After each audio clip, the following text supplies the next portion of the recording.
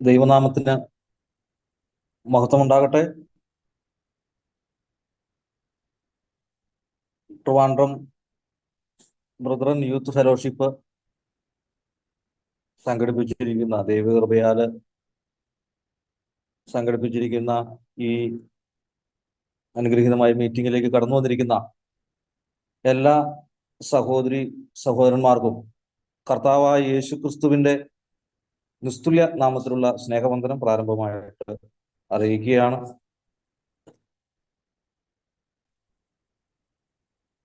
ഇവിടെ കേട്ടതുപോലെ ഏതാണ്ട് 6 മാസത്തോളമായി എന്നുള്ളതാണ് ഞാൻ കേട്ടത്. അല്പം സൗണ്ടിന്റെ ഒരു പ്രയാസം ഉണ്ടായിരുന്നെങ്കിലും കേൾക്കാൻ സാധിച്ചു. അതുപോലെ തന്നെ ഞാനും ശുശ്രൂഷകളിലായിരിക്കുമ്പോൾ ചിലപ്പോൾ ചെറിയ പ്രയാസങ്ങൾ അനുഭവപ്പെടാനായിട്ട്, അത് ഓൺലൈനിലാണല്ലോ, അപ്പൊ അത് സദയം ക്ഷമിക്കണമെന്ന് ഞാൻ അറിയിക്കുകയാണ്. എന്തെങ്കിലും ചെറിയ പ്രയാസങ്ങൾ ഉണ്ടായി കഴിഞ്ഞു. ഏതാണ്ട് 6 മാസത്തോളമായി ഇങ്ങനെ ഒരു കൂട്ടായ്മ ദൈവകൃപയാല് അത് നടന്നു വരികയാണല്ലോ.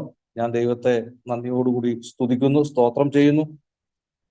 ചില യോഗങ്ങളിൽ, ഏതാണ്ട് ഒരു 2-3 യോഗങ്ങളിലേക്ക് ഇരിക്കും പങ്കെടുക്കുവാനും ദൈവത്തിന്റെ വചനം കേൾക്കുവാനും ഒക്കെ കർത്താവ് സഹായിച്ചിട്ടുണ്ട്. ഞാൻ ദൈവത്തെ നന്ദിയോടുകൂടി സ്തുതിക്കുന്നു. ദൈവം അനുവദിച്ചാൽ തുടർന്നുള്ള മീറ്റിങ്ങുകളിലൊക്കെ പങ്കെടുക്കണമെന്ന് വിചാരിക്കുന്നു. തിരക്കുകളുടെ കാര്യങ്ങളിലും ഉണ്ട്. എങ്കിൽ ദൈവം നമ്മെല്ലാവരെയും സഹായിക്കട്ടെ. എനിക്ക് വളരെ സന്തോഷമാണ് തോന്നുന്നത്. കാരണം തിരുവനന്തപുരം ജില്ലയിലുള്ള യുവാക്കന്മാരായ സഹോദരന്മാര് ദൈവവചനം പഠിക്കുവാനും ആത്മീയ വർധനവ് വരുത്തുവാനും കർത്താവിനെ സ്നേഹിക്കുന്ന യുവാക്കളായിട്ട് പോകുന്നതിൽ എനിക്ക് വളരെ സന്തോഷവും അഭിമാനവും ഞാൻ ദൈവത്തെ സ്തുതിക്കുകയും ചെയ്യുകയാണ്. കാരണം വല്ലാത്തൊരു കാലഘട്ടമാണല്ലോ ഇപ്പോൾ, വല്ലാത്തൊരു കാലഘട്ടമാണ്.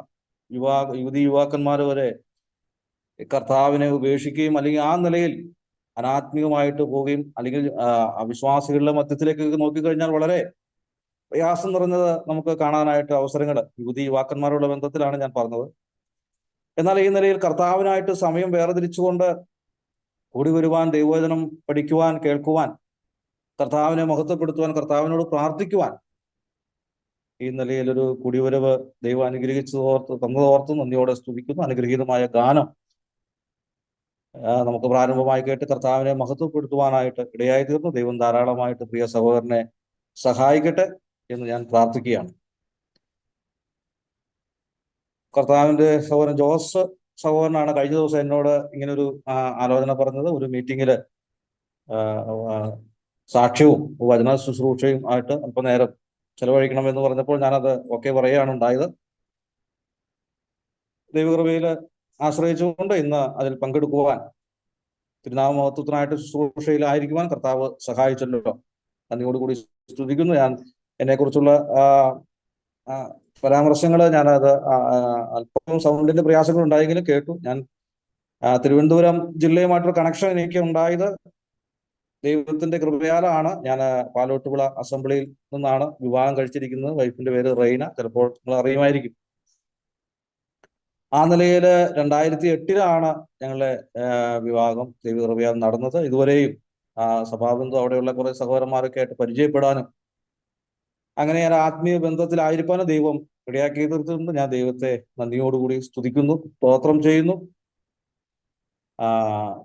ഞാൻ എൻ്റെ പോസ്റ്ററിൽ കണ്ടപ്പോ സുവിശേഷകൻ എന്നുള്ളൊരു ഇതാണ് പറഞ്ഞത്. എനിക്ക് വളരെ സന്തോഷം തോന്നി. എങ്കിലും ഞാനൊന്ന് പറയട്ടെ, ഞാൻ ഒരു ഫുൾ ടൈം സുവിശേഷകൻ അല്ല. എങ്കിലും കർത്താവിന്റെ നാമമഹത്വത്തിനായിട്ട് കിട്ടുന്ന അവസരം ഉപയോഗിക്കാറുണ്ട്. ദൈവകൃപയിൽ ആശ്രയിച്ചുകൊണ്ട് മുന്നോട്ട് പോകാറുണ്ട്. ദൈവം സഹായിക്കട്ടെ. അപ്പൊ പ്രിയ സഹോദരന് എന്നോട് സൂചിപ്പിച്ച് സാക്ഷ്യവും അതുപോലെ തന്നെ ദൈവം ചിന്തയും പറയുവാനായിട്ടാണ് പറഞ്ഞത്. ഈ നിലയിൽ ഈ വിഭാഗ ബന്ധത്തിലൂടെ ഇവിടെയുള്ള സഹോദരന്മാരെ കാണുവാനും കർത്താവ് ഇടയാക്കി തീർത്തു. എൻ്റെ വീട് കേട്ടതുപോലെ എറണാകുളം ജില്ലയിലെ കോതമംഗലം എന്ന സ്ഥലത്ത്, കോതമംഗലത്ത് നിന്ന് ഒരു 6 കിലോമീറ്റർ ഉള്ളിലേക്ക് കയറി നാടുകാണി എന്നൊരു ഗ്രാമപ്രദേശമാണ്. അവിടെയുള്ള നാടുകാണി ബ്രദറൻ സഭയില് സഭയോട് ചേർന്ന് കർത്താവിനെ ആരാധിച്ചും മാനിച്ചും സേവിച്ചും കുടുംബമായിട്ട് പോകുന്നു. ദൈവകൃപയാല് അന്നേരം മുന്നോട്ട് പോകാൻ സഹായിക്കുന്നു. ഞങ്ങളെ പ്രാർത്ഥനയിൽ ഇവിടെയുള്ള സഹോദരന്മാർ പ്രത്യേകം ഞങ്ങളുടെ സഭയെയും സഹോദരന്മാരെ കുറിച്ച് പ്രത്യേകം പ്രാർത്ഥിക്കണം. ചെറിയൊരു കൂട്ടമാണ്. ദൈവം ധാരാളമായിട്ട് അനുഗ്രഹിക്കട്ടെ. ഞാൻ 2006 കർത്താവ് എന്നെ കൈപിടിച്ച് വലിയൊരു മതത്തിന്റെ ആ അന്ധകാരത്തിൽ നിന്ന് എന്നെ കൈപിടിച്ചു ഉയർത്തുമ്പോൾ, ഇവിടെ ഈ നാടുകാണി പ്രദേശത്ത് ഏറിയ പങ്കും ആളുകളും പല വിഭാഗക്കാരുണ്ട്. മുസ്ലിം ഒഴിച്ച് ഹിന്ദു, അതുപോലെ തന്നെ നാമധേയ ക്രൈസ്തവർ, അതിൽ റോമൻ കാത്തലിക് വിഭാഗത്തിലായിരുന്നു ഞാൻ. ആ ഒരു മതപശ്ചാത്തലമായിരുന്നു എൻ്റെ. ആ ഒരു മതത്തിലായിരുന്നു ഞാൻ ജനിച്ചു വളർന്നത്. അതുപോലെ തന്നെ നാടുകാണിയിലുള്ള 2 സ്കൂളുകൾ ഈ പള്ളിയുടേതായ സ്കൂളുകൾ, എയ്ഡഡ് സ്കൂളുകളാണ്. ആ സ്കൂളുകളിലാണ് എൻ്റെ പ്രാഥമിക വിദ്യാഭ്യാസം ഉണ്ടായിരുന്നത്. ആ സ്കൂളില് ഹെഡ് മിസ്സസ് ആയിട്ടുണ്ടായിരുന്ന സിസ്റ്റേഴ്സ് ആയിരുന്നു. അവരൊക്കെ എന്നെ വളരെ താല്പര്യത്തോടെ ചേർത്ത് പിടിക്കുകയും അവരുടേതായ ഉപദേശങ്ങളൊക്കെ പഠിപ്പിക്കുകയും ചെയ്തിരുന്നു. അപ്പൊ അങ്ങനെ ആ നാടുകാണി കത്തോലിക്ക ചർച്ചുമായിട്ട് വളരെയധികം അഭേദ്യമായ ബന്ധം പുലർത്തി. പള്ളിയിലെ ചർച്ച് കൊയറിലെ ഒരു അംഗമായിരുന്നു. ഞാനൊരു ഉപകരണം കൈകാര്യം ചെയ്യുമായിരുന്നു. തബല വായിക്കുമായിരുന്നു. പള്ളിയിലെ കൊയറിൽ തബല വായിക്കുന്ന ആളായിരുന്നു. അങ്ങനെ ആ നിലയിൽ പള്ളിയുമായിട്ടൊക്കെ ബന്ധം പുലർത്തി. മാത്രമല്ല, ഈ സ്കൂളിലെ സിസ്റ്റേഴ്സ് തന്നെ സൺഡേ സ്കൂള്, ഈ കത്തോലിക്കർക്കും സൺഡേ സ്കൂളുണ്ട്, സൺഡേ സ്കൂൾ അധ്യാപകനായിട്ട് എന്നെ നിയമിച്ചു. അങ്ങനെ സൺഡേ സ്കൂള് ഞാൻ കുറെ വർഷം സൺഡേ സ്കൂൾ പഠിച്ചു. അതോടൊപ്പം തന്നെ സൺഡേ സ്കൂൾ പഠിപ്പിച്ചു. അപ്പൊ സൺഡേ സ്കൂള് പഠിപ്പിച്ചുകൊണ്ടിരിക്കുന്ന മധ്യത്തില് ഈ അതിന്റെ ടെക്സ്റ്റ് അവരുടേതായ ഒരു ടെക്സ്റ്റാണ്. അപ്പൊ അവരുടേതായ ഉപദേശങ്ങളൊക്കെ പറഞ്ഞിരിക്കുന്ന ടെക്സ്റ്റാണ്. ആ നിലയിൽ പഠിപ്പിച്ചു കഴിഞ്ഞപ്പോൾ ഒരു കുട്ടി ചോദിച്ച ചോദ്യം എന്നെ വളരെ സ്ട്രൈക്ക് ചെയ്യുന്ന ഒരു ചോദ്യമായിരുന്നു. യോഹന്നാൻ എഴുതിയ സുവിശേഷം 3-ാം അധ്യായം, നമുക്കറിയാം ബൈബിളിന്റെ താക്കോൽ വാക്യം എന്ന് പറയാവുന്ന 3-ാം അധ്യായം 16-ാം വാക്യം. അതില് ഈ കുട്ടി ചോദിച്ച ചോദ്യം, നിത്യജീവൻ സാറേ, ഈ എന്താ നിത്യജീവൻ ചോദിച്ചു. എനിക്കത് പെട്ടെന്ന് ഒരു ഉത്തരം പറയാനായിട്ട് സാധിച്ചില്ല. അത് എന്റെ മനസ്സിൽ ഇങ്ങനെ ഇരുന്നു. ഞാൻ എന്തൊക്കെയോ ഉത്തരം പറഞ്ഞ് ആ കുട്ടിയെ അവിടെ ഇരുത്തി. അങ്ങനെ മുന്നോട്ട് പോയിക്കൊണ്ടിരുന്നപ്പോൾ ആ പള്ളിയിലെ നിരവധിയായിട്ടുള്ള കർമ്മങ്ങളിൽ പങ്കെടുത്തു. പെരുന്നാള്, അതുപോലെ തന്നെ കുർബാന, ആവർത്തിച്ചർപ്പിക്കുന്ന കുർബാനകള്, അതുപോലെ തന്നെ കുമ്പസാരം, വ്യർത്ഥമായ നിലയിൽ കുമ്പസാരങ്ങള്, അതുപോലെ തന്നെ കുരിശിന്റെ വഴികള്, നേർച്ച, ഇങ്ങനെ മുന്നോട്ട് പോയി. എനിക്ക് പ്രായം ഒക്കെ അല്ലെങ്കിൽ ഏകദേശം ഒരു ആ നിലയിൽ ആയി കഴിഞ്ഞപ്പോൾ വലിയൊരു ശൂന്യതാബോധം എന്നെ അലട്ടുന്നതായിട്ട് എനിക്ക് മനസ്സിലായി. ദൈവത്തോട് അടുക്കാൻ പറ്റാത്ത, കാരണം പള്ളിയുടെ ഏറ്റവും അടുത്താണ് നിൽക്കുന്നതെങ്കിലും എനിക്ക് യഥാർത്ഥ ഒരു ദൈവിക സന്തോഷം ലഭിക്കുന്നില്ല. പള്ളി കഴിഞ്ഞ് വീട്ടിൽ വരുമ്പോൾ പിന്നെ ഒരു ശൂന്യതാബോധം എന്നെ ഭയങ്കരമായിട്ട് അലട്ടി. അതിങ്ങനെ വധിക്കാനായിട്ട് തുടങ്ങി. അങ്ങനെ മുന്നോട്ട് പോയി കഴിഞ്ഞപ്പോൾ ഈ പിന്നീട് അരക്ഷിതാവസ്ഥ നിലയിൽ വന്നത്, ഞാൻ പയ്യെ ജീവിതത്തിന്റെ അഴുക്കുചാലുകളിലേക്ക്, എന്ന് പറഞ്ഞാൽ ഈ ശൂന്യതാബോധമൊക്കെ നിലനിൽക്കെ യഥാർത്ഥത്തിൽ ഒരു ദൈവിക സന്തോഷം അനുഭവിക്കാൻ പറ്റുന്നില്ല. അപ്പൊ ഈ കൊയറിന്റെ ടീമിന്റെ ലീഡർ, ഞങ്ങൾ ഈ കൊയറൊക്കെ കഴിഞ്ഞ് ഈ കല്യാണം ഉണ്ടെങ്കിൽ അതിന് കൊയറുണ്ട്, പെരുന്നാൾ ഉണ്ടെങ്കിൽ അതിന് കൊയറുണ്ട്. അപ്പൊ ലീഡർ ഒക്കെ ശേഷം പോയി. അദ്ദേഹം മദ്യപിക്കുന്ന ഒരാളായിരുന്നു. അപ്പൊ ഞങ്ങൾക്കും എന്നെയും ബാക്കിയുള്ള ആൾക്കാരൊക്കെ ഉണ്ട്. അങ്ങനെ കഴിക്കുന്ന ആളുകള് കൊണ്ടുപോയി പതിയെ പതിയെ ഞങ്ങൾ കഴിക്കാനായിട്ട് ആരംഭിച്ചു. അപ്പൊ ഞാൻ ഇപ്പോഴും ഓർക്കുകയാണ്, ഈ അത് ഭക്തിയോടെ പോയിരുന്നെങ്കിലും ഒരു ക്രിസ്തുമസിന് അത് രാത്രിയാണ് കുർബാന. ഈ ക്രിസ്മസിനൊക്കെ രാത്രിയാണ്, അത് ഈസ്റ്ററിനൊക്കെ രാത്രിയാണ് കുർബാന. അപ്പോ ഈ 2 അടിച്ചിട്ട് പോയിരുന്ന്, ഞാൻ അതിനൊരു വാക്ക് ഉപയോഗിക്കുകയാണ്, തബല വായിച്ച് ഞാൻ ഇപ്പോഴും ഓർക്കുക. ദൈവമേ, അത് കാര്യം അവിടെ ദൈവവചന വിരുദ്ധമായിട്ടാണ് പോകുന്നതെങ്കിൽ, അപ്പൊ അങ്ങനെ ഒരു അവസ്ഥ വരെ ഉണ്ടാകുന്നുണ്ട്. പതിയെ പതിയെ ഈ ദൈവ ചിന്ത ഉണ്ടെങ്കിലും അതിൽ നിന്നൊരു സമാധാനം കിട്ടാത്തത് കൊണ്ട് പതിയെ പതിയെ മദ്യപാനം അത് സ്ട്രോങ് ആവാനായിട്ട് തുടങ്ങി. ആദ്യമൊക്കെ എനിക്കൊരു ജോലി ഉണ്ടായിരുന്നു. അപ്പൊ ആ നിലയിൽ വരുമാനം ഉണ്ടായത് കൊണ്ട് വില കൂടിയ മദ്യമാണ് ആദ്യം കഴിച്ചത്. എന്നാൽ അത് ആഴ്ചയിലാണെങ്കിൽ പിന്നെ ദിവസം ദിവസം ആയി കഴിഞ്ഞപ്പോൾ ഈ പൈസയുടെ കുറവ് കൊണ്ട് വില കുറഞ്ഞതിലേക്ക് മാറി. ഞാൻ ഓർക്കുകയാണ്, ആ നിലയിൽ പോയിരുന്നെങ്കിൽ, എൻ്റെ കർത്താവ് എന്നെ രക്ഷിച്ചില്ലായിരുന്നെങ്കിൽ ഇന്ന് ഈ മീറ്റിങ്ങിൽ ഞാൻ പങ്കെടുക്കില്ല. കാരണം ആ നിലയിലേക്ക് ഞാൻ പോയേനെ. എൻ്റെ മദ്യപാനം മൂലം എൻ്റെ കരട് എല്ലാം തകർന്ന് ഞാൻ ഈ ലോകത്തുനിന്ന് പണ്ടേ നരകത്തിലേക്ക് പോകേണ്ടവനായിരുന്നു. എന്നാല് കർത്താവിനായിട്ട് നന്ദിയോടുകൂടി സ്തുതിക്കുന്നു. ദൈവം മുന്നമേ എന്നെ കണ്ടു. അതിന്റെ ആ തീവ്രതയിലേക്ക് പോകുന്നതിന് മുമ്പേ സുവിശേഷവുമായിട്ട് ദൈവഭക്തന്മാരെ എൻ്റെ മുമ്പിലേക്ക് കർത്താവ് അയച്ചു എന്നുള്ളതാണ് നന്ദിയോടെ ഓർക്കാനായിട്ട് സാധിക്കും. ഞാൻ അവരൊക്കെ ആയിട്ട് ആദ്യം വളരെ തർക്കങ്ങള് ഒക്കെ ഉണ്ടായി. എനിക്കറിയാം, ഈ സുവിശേഷ എന്ന നിലയിൽ വളരെ തട്ടിപ്പ് നടക്കുന്ന ഒരു കാലഘട്ടമാണ്. അപ്പൊ അതുകൊണ്ട് ഞാൻ അങ്ങനെയൊന്നും ഇവരുടെ ഉപദേശത്തിൽ വീഴില്ല എന്ന നിലയിൽ പോയി. പക്ഷെ അവരെന്നോട് പറഞ്ഞത്, വീട്ടിൽ ബൈബിൾ ഉണ്ടോ എന്ന് ചോദിച്ചപ്പോൾ ഞാൻ പറഞ്ഞു ഉണ്ടോ. ഏതാണ്? ഓശാന ബൈബിൾ. അത് നല്ല വലിയ കട്ടിയാണ് ബൈബിൾ, ഓശാന ബൈബിൾ. അപ്പോ ആ ബൈബിൾ അവർ തരാൻ കാരണം എനിക്ക് തോന്നുന്നത്, ഈ കത്തോലിക്കയിലെ ബൈബിളുമായിട്ട് ആരൊന്നും പള്ളി പോവില്ല. തന്നിരിക്കുന്ന ഒന്ന് വലിയൊരു കട്ടിയുള്ള ഒരു ഓശാന ബൈബിൾ എന്ന് പറയും. അതൊന്നും എടുത്തുകൊണ്ട് ആരും അങ്ങനെ പള്ളിയിൽ പോകില്ല. അപ്പൊ ആ ഓശാന ബൈബിൾ ഒന്ന് നോക്കണം, വീട്ടിൽ പോയി സൗകര്യം നോക്കണം, ഞങ്ങൾ പറയുന്ന കാര്യങ്ങൾ ശരിയാണോ എന്ന്. ബൈബിളാണ് ഏറ്റവും വലിയ തെളിവ്. ബൈബിളിൽ എനിക്കൊരു വിശ്വാസം ഉണ്ടായിരുന്നു, കർത്താവ് ദൈവമാണെന്നൊരു വിശ്വാസം എനിക്കുണ്ടായിരുന്നു. പക്ഷെ യഥാർത്ഥത്തിലേക്ക് ആ ദൈവത്തിലേക്ക് എങ്ങനെ അടക്കാം, കർത്താവിന്റെ സന്നിധിയിലേക്ക് അതെന്ന് എനിക്കറിയില്ല. അങ്ങനെ ഇവരുമായിട്ട് നിരവധി തർക്ക വിഷയങ്ങളൊക്കെ നടത്തി അവസാനം ഈ ഓശാന ബൈബിൾ ഞാൻ എന്നും പരിശോധിച്ചു. അപ്പോൾ എൻ്റെ അമ്മ ഇത് കാണുകയും അമ്മ പറഞ്ഞത്, ഞങ്ങൾ പാരമ്പര്യമായിട്ട് കത്തോലിക്കലാണ്. അമ്മ പറഞ്ഞത്, നീ എന്താണ് ഇങ്ങനെ ബൈബിളൊക്കെ വായിച്ചുകൊണ്ടിരിക്കുന്നത്? ബൈബിൾ അങ്ങനെ കൂടെ കൂടെ വായിക്കാൻ പാടില്ല. അത് നമ്മൾ സന്ധ്യാപ്രാർത്ഥന ചെല്ലുമ്പോൾ തുറക്കുക, വായിക്കുക. അങ്ങനെയൊക്കെ ബൈബിൾ വായിച്ചാൽ അത് വലിയ വിഷയമാവും എന്നുള്ള നിലയിലൊക്കെ പറയാനായിട്ട് ഇടയായി തീർന്നിട്ടുണ്ട്. എന്നാൽ എൻ്റെ ദൈവം എന്നെ കണ്ടിരുന്നു. അവര് സുവിശേഷകന്മാർ പറഞ്ഞു തന്ന എൻ്റെ ഫ്രണ്ട്സൊക്കെയാണ് ആദ്യം രക്ഷിക്കപ്പെട്ടത് നാട്ടിൽ. അവരെന്നെ വിടാതെ പിടിച്ചു. തർക്കങ്ങളൊക്കെ നടത്തിയെങ്കിലും അവസാനം കർത്താവിന്റെ സന്നിധിയിൽ കീഴടങ്ങി 2006 ഒരു ഫെബ്രുവരി മാസത്തിൽ ഞാനൊരു സന്ധ്യാസമയത്ത് മുട്ടിന്മേൽ നിന്ന് ഈ പ്രിയ സഹോദരന്മാര് ദൈവവചനം പറഞ്ഞു തന്നു. അത് സ്വീകരിച്ചുകൊണ്ട് കർത്താവായ യേശു ക്രിസ്തുവിനെ സ്വന്തം രക്ഷിതാവും കർത്താവുമായി സ്വീകരിച്ച് കർത്താവിന് ജീവിതം സമർപ്പിക്കുവാൻ തക്കണം കർത്താവ് എന്നെ വലിയ കരുണ കാണിച്ച് രക്ഷിച്ചു. അല്ലെങ്കിൽ ഞാനിപ്പോ ഈ ഭൂമുഖത്ത് ഉണ്ടാവില്ല. കാരണം അതിന് മാത്രം മദ്യപാനം പൂരിയുടെയൊക്കെ അതിലേക്ക് ആയിപ്പോയായിരുന്നു. കർത്താവ് വലിയ കരുണ കാണിച്ചു. അപ്പോൾ അതിനകത്തൊരു സഹോദരൻ, പീറ്റർ എന്ന് പറയുന്ന സഹോദരൻ, ഒരു ബൈബിൾ സൊസൈറ്റി ഓഫ് ഒരു ബൈബിൾ എടുത്ത് തന്നിട്ട് പറഞ്ഞു, ഇതാണ് ഇനി ഞങ്ങൾക്ക് തരാനുള്ള സമ്മാനം. വായിക്കാൻ അറിയാമല്ലോ, വായിക്കുക. വീട്ടിലേക്ക് പോയി വലിയ പ്രയാസമായി വീട്ടിലുള്ളവർക്ക്. അന്നേരം അവരെ വീട്ടുകാരെ അറിയുന്നില്ല. എന്നാൽ എന്നോട് അവര് പിറ്റേ ആഴ്ച ആരാധനയ്ക്ക് അപ്പോൾ നാടുകാണിയിൽ ഒരു കൂടിവരവുണ്ടായി. അപ്പോൾ കർത്തദാസന്റെ സന്നിധിയിൽ വിശ്രമിക്കുന്ന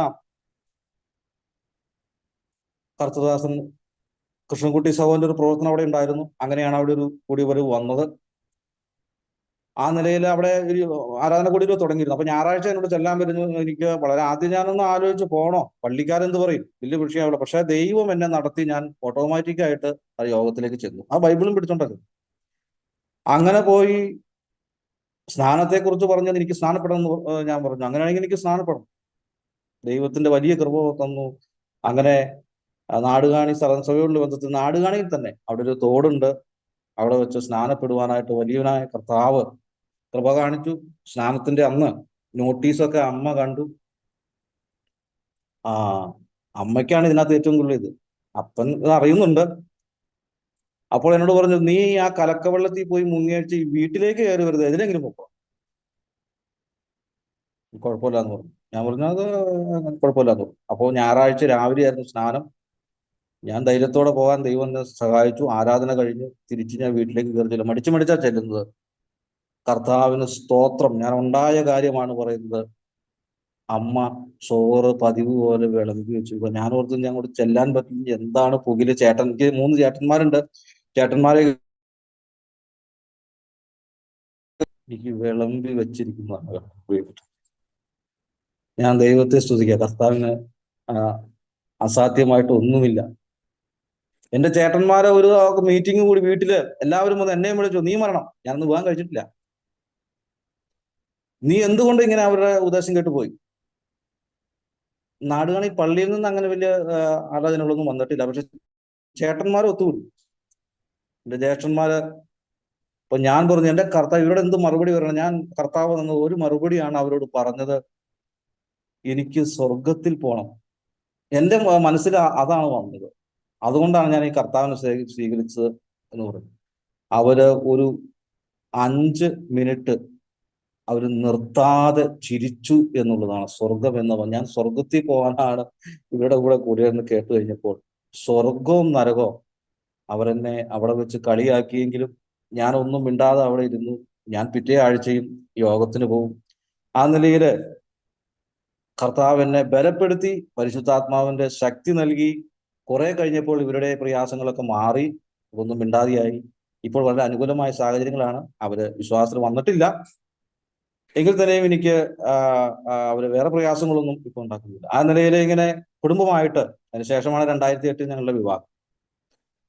കുടുംബമായിട്ട് കർത്താവിനെ ആരാധിച്ചും മാനിച്ചും സേവിച്ചും നാടുകാണി സ്ഥലം സഭയുള്ള ബന്ധത്തിൽ മുന്നോട്ട് പോകാൻ ദൈവം കൃപ ചെയ്യുന്നു.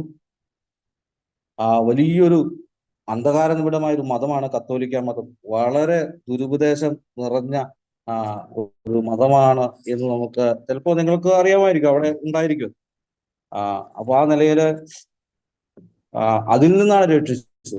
എന്നാൽ ഹൈന്ദവ ബാക്ക്ഗ്രൗണ്ടിൽ നിന്ന് അനേകർ വരുന്നുണ്ട്. അതുപോലെ മുസ്ലിം ബാക്ക്ഗ്രൗണ്ടിൽ നിന്നും രക്ഷിക്കപ്പെട്ട് വരുന്നത് കുറവാണ്. ഈ കത്തോലിക്ക സമുദായത്തിൽ നിന്ന് വരുന്നത് കുറവാണ്. എങ്കിലും കർത്താവ് വലിയ കൃപ എന്നോട് കാണിച്ചു. എനിക്ക് കർത്താവിനെ സ്വീകരിപ്പാൻ, കർത്താവിനെ മാത്രം നോക്കി എന്നെ രക്ഷിച്ച, ഞാൻ പിന്നെ ഒന്നുകൂടെ പറയാണ്, അല്ലെങ്കിൽ ഞാൻ ഇന്ന് ഈ ലോകത്തില്ല. ഞാൻ മദ്യപിച്ച് ഇന്ന് അവസാനിക്കേണ്ടവനായിരുന്നു. എന്നാൽ വലിയ കർത്താവ് കരുണ കാണിച്ചു.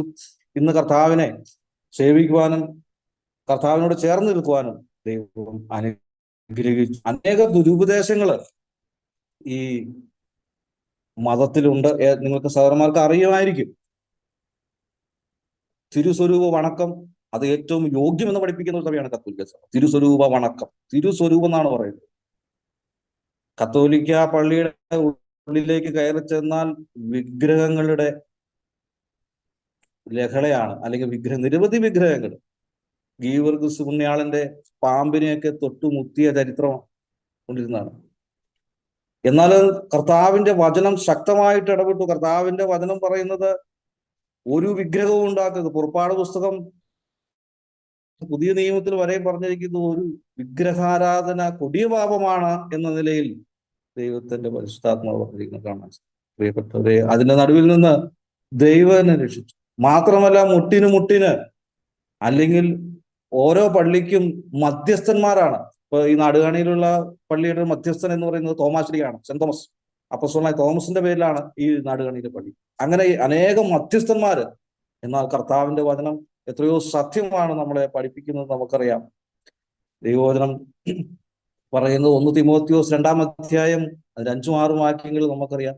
കർത്താവായ യേശു ക്രിസ്തു ദൈവമല്ലോ, ദൈവം ഒരുവനല്ലോ, ദൈവത്തിനും മനുഷ്യർക്കും മധ്യസ്ഥനും ഒരേ ഒരുവൻ കർത്താവായ യേശു ക്രിസ്തു എന്ന് നമുക്ക് മനസ്സിലാക്കാനായിട്ട് സാധിച്ചു. ആ സത്യത്തിലേക്ക്, ആ സത്യം സ്വീകരിപ്പാൻ, ആ ഒരേ ഒരു മധ്യസ്ഥനെ രക്ഷിതാവായി സ്വീകരിച്ച് ദൈവത്തോട് അടുക്കുവാൻ കർത്താവ് നമ്മയും പ്രത്യേകം എന്നെയും കർത്താവ് സഹായിച്ചു. നന്ദിയോടെ സ്തുതിക്കുന്നു. മാത്രമല്ല, മറ്റൊരു പിശാചിന്റെ വലിയൊരു തട്ടിപ്പാണ് ഈ കത്തോലിക്ക മതത്തോടുള്ള ബന്ധത്തിൽ നടക്കുന്നത്. അതിനുള്ള ബന്ധത്തിൽ ഞാനൊരു ചെറിയ ഉദാഹരണം, ഒരു കർത്താവിന്റെ ദാസൻ പറഞ്ഞ ഉദാഹരണം ഞാൻ ഒന്നുകൂടി റിപ്പീറ്റ്, അപ്പൊ നിങ്ങൾ കേട്ടിട്ടുണ്ടാകാം, ഒന്നുകൂടി റിപ്പീറ്റ് ചെയ്യാൻ ആഗ്രഹിക്കുകയാണ്. ഒരു പള്ളിയില്, ഒരു കത്തോലിക്ക പള്ളിയാണ്. ആ പള്ളിയിൽ 3 ഭണ്ഡാരങ്ങൾ, നേർച്ചക്കുറ്റി, 3 ഭണ്ഡാരം.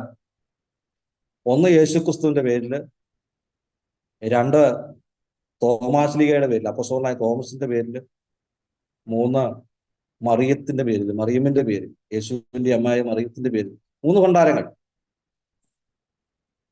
ഇതില് ആളുകൾ നേർച്ചയിടും. വർഷാവസാനം ഇത് ഓപ്പണാക്കി എണ്ണി കർത്താവായ യേശു ക്രിസ്തുവിനായിട്ടുള്ള ആ നേർച്ചക്കുറ്റിയില് 100 രൂപ, തോമാശ്ലീഹയുടെ നേർച്ചക്കുറ്റി പൊട്ടിച്ചു കഴിഞ്ഞപ്പോൾ 500 രൂപ, മറിയത്തിന്റെ പേരിലുള്ള ഭണ്ഡാരം അത് ഓപ്പണാക്കി കഴിഞ്ഞപ്പോൾ 10,000 രൂപ. ഇതൊരാൾ പറഞ്ഞ ഒരു ഉദാഹരണമാണ് പറഞ്ഞത്. യേശു ക്രിസ്തുവിന് ഒരു സ്ഥാനവും അവിടെ ഇല്ല. പിശാചിന്റെ വലിയൊരു തട്ടിപ്പാണ്. കാരണം രക്ഷയ്ക്കായിട്ട് ഒരേ ഒരു നാമമാണ് ദൈവം നമുക്കായി നൽകിയിട്ടുള്ളത്, നമ്മുടെ കർത്താവായ യേശു ക്രിസ്തുവിന്റെ ഏകനാമം. അപ്പോസ്തല പ്രവൃത്തി 4-ാം അധ്യായം 12-ാം വാക്യത്തിൽ അപ്പോസ്തലനായ പത്രോസ് ഉച്ചൈസ്തരം യഹൂദന്മാരുടെ നടുവിൽ നിന്ന് പറഞ്ഞു, മറ്റൊരുത്തിനും രക്ഷയില്ല, നാം രക്ഷിക്കപ്പെടുവാൻ ആകാശത്തിന് കീഴിൽ മനുഷ്യരിൽ നൽകപ്പെട്ട വേറൊരു നാമവും നമ്മുടെ കർത്താവായ യേശു ക്രിസ്തുവിന്റെ ഉന്നതമായ നാമം മാത്രം. എന്നാൽ അത് മറച്ചു വെച്ചുകൊണ്ട് ഇന്ന് മറിയമിനാണ് അവിടെ പ്രാധാന്യം കൂടുതൽ. പരിശുദ്ധ മാതാവ്, അമലോത്ഭവയായ മാതാവ്. അമലോത്ഭവ എന്ന് പറയുമ്പോൾ ഉത്ഭവഭാവമില്ല മറിയത്തിന്. ആ നിലയിൽ ഒരു വിശേഷണം ചാർത്തി ആ മറിയത്തിന് ഉന്നതമായ സ്ഥാനം കൊടുത്തുകൊണ്ട് ആളുകളെ നരകത്തിലേക്ക് തള്ളുന്ന ഒരു മതമായിട്ട് മാറി. കർത്താവ് അതിൽ നിന്ന് എന്നെ രക്ഷിച്ചു.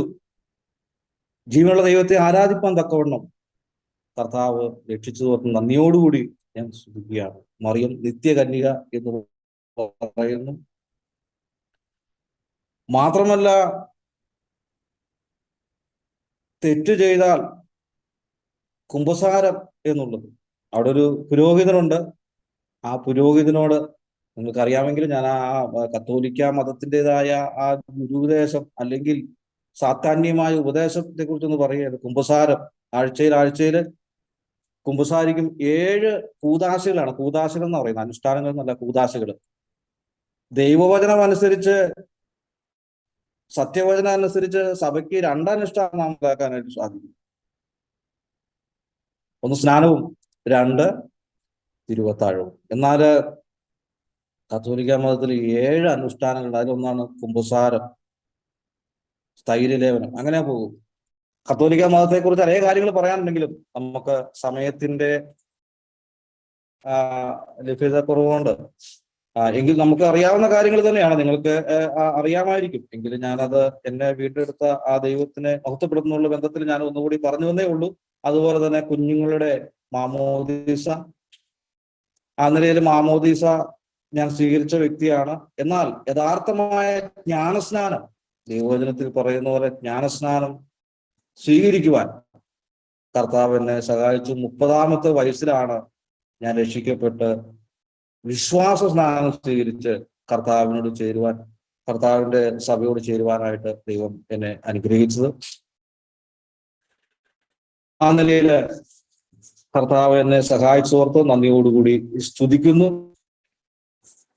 അങ്ങനെ ദൈവജനവുമായിട്ട്, സഹോദരന്മാരുമായിട്ടൊരു നല്ല ആത്മീയ ബന്ധം സ്ഥാപിക്കുവാൻ സഹായിച്ചു. ഇവിടെയുള്ള ഈ ഫെലോഷിപ്പ് വളരെ അനുഗ്രഹീതമായ നിലയിൽ പോകുന്നു എന്ന് കേൾക്കാനായിട്ട് സാധിച്ചു. ഒരു സഹോദരനുള്ള ബന്ധത്തിൽ നമുക്ക് കേട്ടു, അതിന്റെ അറിയിപ്പ് കിട്ടിയില്ലെങ്കിൽ ആ സഹോദരൻ വിളിക്കും എന്നുള്ളത്. അപ്പോൾ അത്രയ്ക്ക് നാം ദൈവവചനം പഠിക്കുവാനായിട്ട് ദൈവം നമ്മെ സഹായിക്കുന്നുണ്ട്, അനുഗ്രഹിക്കുന്നുണ്ട്. ഞാൻ അതിനുള്ള ബന്ധത്തിൽ അപ്പസ്തോല പ്രവൃത്തികൾ 20-ാം അധ്യായം അതിന്റെ 4-ാം വാക്യത്തിൽ, അപ്പസ്തോല പ്രവൃത്തികൾ 20-ാം അധ്യായം 4-ാം വാക്യം ഞാൻ വായിക്കാം. ബെരോവയിലെ പുറോസിന്റെ മകൻ സോപത്രോസും തെസ്സലോനിക്കരായ അരിസ്ത്രോസും സെക്കുന്തോസും ദർബക്കാരനായ ഗായോസും തിമോഥിയോസും ആസ്യക്കാരനായ തുഹിക്കോസും ത്രോഫിമോസും ആസ്യ വരെ അവനോടുകൂടെ പോയി. സാഹചര്യങ്ങള് ദൈവവചനം പഠിക്കുന്ന സഹോദരന്മാർക്ക് കൃത്യമായിട്ട് അറിയാവുന്നതാണ്, വിശദീകരിക്കേണ്ട ആവശ്യമില്ല. ഇവിടെ ഞാൻ ഈ ഭാഗം വായിച്ചപ്പോൾ എനിക്ക് മനസ്സിലായത്, അപ്പസ്തോലനായ പൗലോസിന്റെ കൂടെ ഇവിടെ വായിക്കുന്ന ഒരു 7ഓളം യുവാക്കന്മാർ കർത്താവിന്റെ വേലയോടുള്ള ബന്ധത്തിൽ പോകുന്നു എന്നുള്ളത് നമുക്ക് കാണാനായിട്ട് സാധിച്ചു. അതുകൊണ്ടാണ് ഞാൻ പറഞ്ഞത്, കർത്താവ് പ്രയോജനപ്പെടുത്തുവാനായിട്ട് യുവാക്കന്മാരെ കുറിച്ച് ആ നിലയിൽ ദൈവം ആഗ്രഹിക്കുന്നു. കാരണം നമുക്കറിയാം, അന്നത്തെ കാലഘട്ടത്തിൽ ഇതുപോലെ വാഹന സൗകര്യങ്ങളൊന്നുമില്ല. ഇന്ന് വാഹന സൗകര്യം ഉണ്ടെങ്കിലും സുവിശേഷ രണാങ്കണത്തിൽ സധൈര്യം പോരാടുവാൻ യുവാക്കന്മാരെയാണ് കർത്താവ് ഉപയോഗിക്കാനായിട്ട് ആഗ്രഹിക്കുന്നത്. ധൈര്യത്തോടെ പോയി പറയുവാൻ, കർത്താവിനെ കുറിച്ച് ഉച്ചസ്ഥരം ഘോഷിക്കുവാൻ യുവാക്കന്മാർ. ഇവിടെ ഞാൻ വായിച്ചു കഴിഞ്ഞപ്പോൾ 7ഓളം യുവാക്കന്മാരെയാണ്, തിമോഥിയോസ് അടക്കമുള്ള 7ഓളം യുവാക്കന്മാരെയാണ് നമുക്ക് കാണാനായിട്ട് സാധിച്ചത്. ദൈവം ധാരാളമായിട്ട് അനുഗ്രഹിക്കട്ടെ. ഈ കൂട്ടായ്മ കൊണ്ട് കർത്താവ് ഇവിടെയുള്ള സഹോദരി സഹോദരന്മാരെ ദൈവനാമ മഹത്വത്തിനായിട്ട് ശുശ്രൂഷകൾക്കായിട്ട് ഉപയോഗിക്കുവാൻ കർത്താവ് ആഗ്രഹിക്കുന്നു. അതിന് താല്പര്യത്തോട് കടന്നു വന്നിരിക്കുന്ന എല്ലാവർക്കുമായിട്ടും ഞാൻ നന്ദിയോടുകൂടി സ്തുതിക്കുന്നു. ഒന്ന് രണ്ട് കാര്യങ്ങളോട് പറഞ്ഞ് ഞാൻ കൃത്യസമയത്ത് ദൈവവചന ശുശ്രൂഷ അവസാനിപ്പിക്കുന്നതായിരിക്കും. പ്രിയപ്പെട്ടവരെ, അപ്പസ്തോലന്റെ സാക്ഷ്യം പോലെ നമ്മെക്കുറിച്ചും ദൈവനാമ മഹത്വത്തിനായിട്ട് അനേകർ സാക്ഷ്യം പറയുവാനായിട്ട് ഇടയായി തീരണം. പ്രയോജനമുള്ളവർ. ഒനേസിമോസ് നമുക്കറിയാം, രക്ഷിക്കപ്പെടുന്നതിന് മുമ്പ് വേസ്റ്റ് ആയിരുന്നു. എന്നാൽ വളരെ യൂസ്ഫുൾ ആയിട്ട്, അല്ലെങ്കിൽ കർത്താവിനും സഭയ്ക്കും സുവിശേഷകന്മാർക്കും ഒക്കെ തന്റെ യജമാനൊക്കെ വളരെ പ്രയോജനമുള്ള ഒരു വ്യക്തിയായിട്ട് മാറുന്നു. പ്രിയപ്പെട്ടവരെ, നമുക്കും ആ നിലയിൽ നമ്മുടെ സ്ഥലം സഭയോടുള്ള ബന്ധത്തിൽ, സുവിശേഷ പ്രവർത്തനത്തോടുള്ള ബന്ധത്തിൽ, ഇപ്പോൾ പ്രത്യേകിച്ച് നമ്മൾ ഈ കൂടിവരവിനുള്ള ബന്ധത്തിലൊക്കെ പ്രയോജനമുള്ളവർ ആയി തീരാനായിട്ട് ശ്രമിക്കണം. ദൈവം അത് നമ്മെക്കുറിച്ച് ആഗ്രഹിക്കുന്നു എന്നുള്ളത് നമുക്ക് ഓർക്കാനായിട്ട് സാധിക്കും. രണ്ടാമത്തെ ഒരു കാര്യം നമുക്ക് ഓർക്കാനായിട്ട് സാധിക്കുന്നത്, ഈ യുവാക്കന്മാരോടുള്ള ബന്ധത്തില് വ്യക്തിപരമായിട്ടും അവര് പ്രാർത്ഥനയിൽ പോരാടുന്ന വ്യക്തികളായിട്ട് മാറേണ്ടതുണ്ട്. പ്രാർത്ഥനയിൽ അത് നമുക്ക് കാണാനായിട്ട് കഴിയും. നമുക്ക് കാണാനായിട്ട് സാധിക്കുന്നത് കൊലോസ്യ ലേഖനം 4-ാം അധ്യായം 12-ാം വാക്യത്തിൽ അവിടെ എപ്പഫ്രാസ് എന്നൊരു യുവ സഹോദരനെ കുറിച്ച് പരിശുദ്ധാത്മാവിന്റെ സാക്ഷ്യം നമുക്ക് കേൾക്കാനായിട്ട് സാധിക്കും. എപ്പഫ്രാസ്, നിങ്ങളിൽ ഒരുത്തരായി ക്രിസ്തുയേശുവിന്റെ ദാസനായ എപ്പഫ്രാസ് നിങ്ങളെ വന്ദനം ചെയ്യുന്നു. നിങ്ങൾ തികഞ്ഞവരും ദൈവഗീതം സംബന്ധിച്ചൊക്കെയും പൂർണ്ണ നിശ്ചയമുള്ളവരായി നിൽക്കേണ്ടതിന് അവൻ പ്രാർത്ഥനയിൽ നിങ്ങൾക്ക് വേണ്ടി എപ്പോഴും പോരാടുന്നു. കർത്താവിന്റെ ദാസനാണ്, കൊലോസ്യ സഭയുള്ള ബന്ധത്തിൽ ശുശ്രൂഷ ചെയ്യുന്നു, പക്ഷെ പ്രാർത്ഥനയിൽ എപ്പോഴും. ഇവിടെ ഈ മീറ്റിംഗിൽ നമുക്കറിയാം, പ്രാർത്ഥനയ്ക്കുമായിട്ടാണ് കൂടിയിരുന്നിരിക്കുന്നത്. നാം കർത്താവിൽ ആശ്രയിക്കുന്നു എന്നുള്ളതിന്റെ ശക്തമായ ഒരു തെളിവാണ് പ്രാർത്ഥന. പ്രാർത്ഥനയാണ് നമുക്ക് ആദ്യം വേണ്ടത്. ആ നിലയിൽ യുവാക്കന്മാരെ ഇന്ന് കർത്താവിനായിട്ട് വളരെ താല്പര്യത്തോടെ വന്നപ്പോൾ ഒരു വ്യക്തിപരമായ പ്രാർത്ഥന, കുടുംബമായ പ്രാർത്ഥന നമ്മുടെ ജീവിതത്തിൽ എത്രത്തോളം ഉണ്ട്, ആ നിലയിൽ നമ്മൾ മുന്നോട്ട് പോകാൻ ദൈവം നമ്മെ കൃപയാൽ സഹായിക്കുന്നുണ്ട്. ഇല്ലെങ്കിൽ ആ കർത്താവിനോട് കർത്താവിൽ പൂർണ്ണമായി ആശ്രയിക്കാൻ തക്കവണ്ണം നാം പ്രാർത്ഥനയിൽ പോരാടണം എന്നുള്ള നിലയിലാണ് നമുക്ക് കാണാനായിട്ട് സാധിക്കുന്നത്. അടുത്തതായിട്ട് നമുക്ക് തിമോത്തിയോസ് എന്ന യുവാവിനോടുള്ള ബന്ധത്തില് കർത്താവിന് വേണ്ടി ഏറെ പ്രയോജനപ്പെട്ട തിമോത്തിയോസിനെ രണ്ടാമത്തെ ശുശ്രൂഷയുടെ സുവിശേഷ യാത്രയുടെ സന്ദർഭത്തിലാണ് അപ്പസ്തോലൻ തെരഞ്ഞെടുക്കുന്നത്. അവിടെ ഒരു വാക്യം നമ്മൾ 16-ാം അധ്യായത്തിന് 2-ാം വാക്യത്തിൽ വായിക്കുന്നുണ്ട്.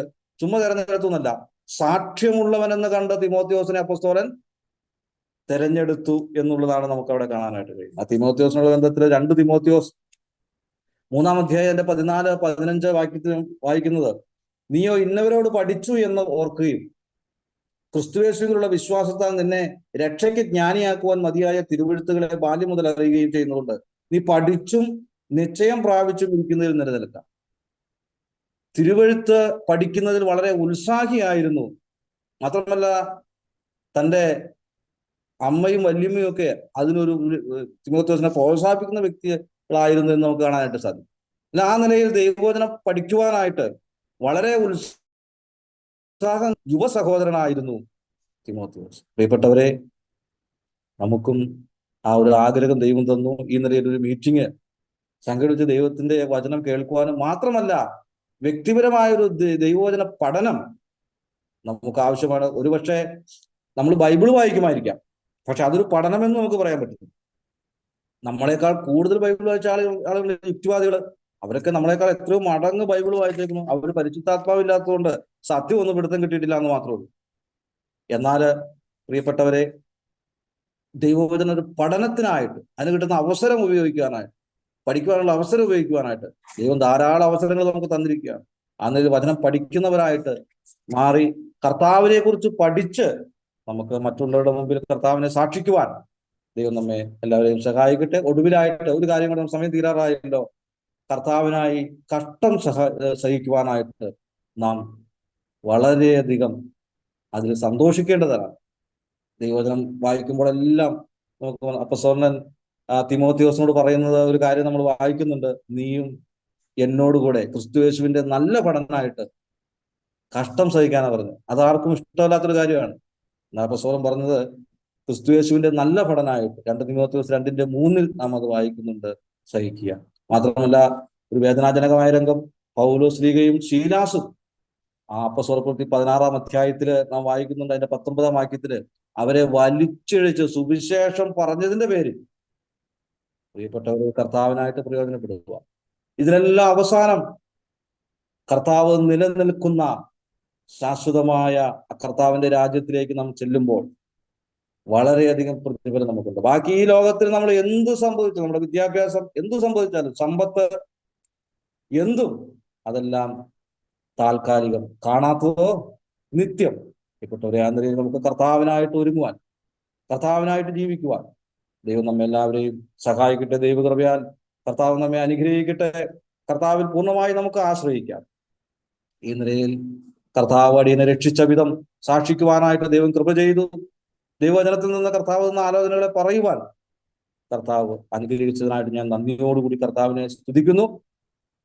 ഇങ്ങനെ ഒരു അവസരം തന്ന TBYF-ന്റെ സഹോദരി സഹോദരന്മാർക്ക് എല്ലാവർക്കും പ്രത്യേക കർത്തനാമത്തിലുള്ള നന്ദിയും സ്നേഹവും കടപ്പാടും ഒക്കെ ഞാൻ അറിയിക്കുകയാണ്.